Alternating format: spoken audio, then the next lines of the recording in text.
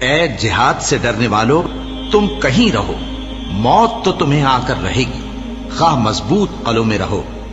اور ان لوگوں کو اگر کوئی فائدہ پہنچتا ہے تو کہتے ہیں یہ اللہ کی طرف سے ہے، اور اگر کوئی مصیبت پہنچتی ہے تو اے پیغمبر تم سے کہتے ہیں کہ یہ آپ کی وجہ سے ہمیں پہنچی ہے۔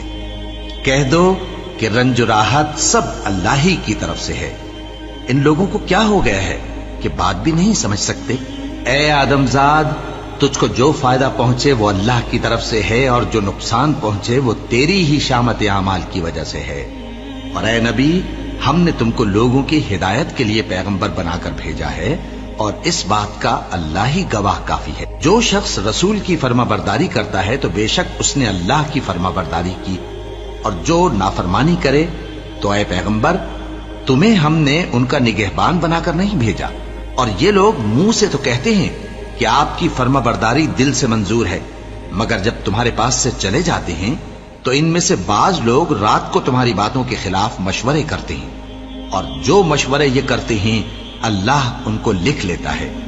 سو ان کا کچھ خیال نہ کرو اور اللہ پر بھروسہ رکھو، اور اللہ ہی کافی کارساز ہے۔ بھلا یہ قرآن میں غور کیوں نہیں کرتے؟ اگر یہ اللہ کے سوا کسی اور کا کلام ہوتا تو اس میں وہ بہت سا اختلاف پاتے، اور جب ان کے پاس امن یا خوف کی کوئی خبر پہنچتی ہے تو اسے مشہور کر دیتی ہیں، حالانکہ اگر اس کو پیغمبر اور اپنے ذمہ داروں کے پاس پہنچاتے تو تحقیق کرنے والے اس کی تحقیق کر لیتے، اور اگر تم پر اللہ کا فضل اور اس کی مہربانی نہ ہوتی تو چند آدمیوں کے سوا تم سب شیطان کے پیرو ہو جاتے۔ سو اے پیغمبر، اللہ کی راہ میں لڑو، تم اپنے سوا کسی کے ذمہ دار نہیں ہو، اور مومنوں کو بھی ترغیب دو۔ قریب ہے کہ اللہ کافروں کی لڑائی کو بند کر دے، اور اللہ شدید ترین جنگ کرنے والا ہے اور سزا دینے کے لحاظ سے بھی بہت سخت ہے۔ جو شخص نیک بات کی سفارش کرے تو اس کو اس کے ثواب میں سے حصہ ملے گا، اور جو بری بات کی سفارش کرے اس کو اس کے عذاب میں سے حصہ ملے گا، اور اللہ ہر چیز پر قدرت رکھتا ہے۔ اور جب تم کو کوئی دعا دے تو جواب میں تم اس سے بہتر کلمے سے اسے دعا دو، یا انہی لفظوں سے دعا دو، بے شک اللہ ہر چیز کا حساب لینے والا ہے۔ اللہ وہ معبود برحق ہے کہ اس کے سوا کوئی عبادت کے لائق نہیں۔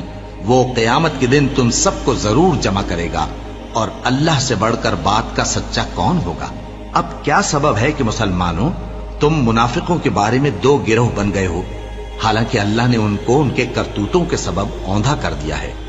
کیا تم چاہتے ہو کہ جس شخص کو اللہ نے گمراہ رہنے دیا ہے اس کو رستے پر لے آؤ، اور جس شخص کو اللہ گمراہ رہنے دے تم اس کے لیے کبھی بھی رستہ نہیں پاؤ گے؟